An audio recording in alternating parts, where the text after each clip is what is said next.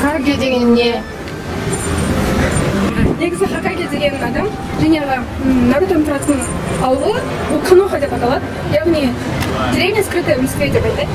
Соның несі бастығы, яғни қаланың әкімі Хакаге деп аталады. Ол ондай кәдімгі тек басқарып отыратын адам емес, бүкіл ауылдағы ең мықты ниндзя болу керек. Сол адам болуға ұмтылады. Соның Нарутоның сол жолы туралы, ниндзяның жолы туралы. Енді сен қашаннан бері көресің? Мен бұл анимені 2005 жылдан бері көретін сияқтымын.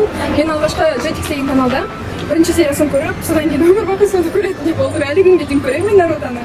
Егер де көрмеген болсаңыздар, Нарутоны міндетті түрде көріңіздер.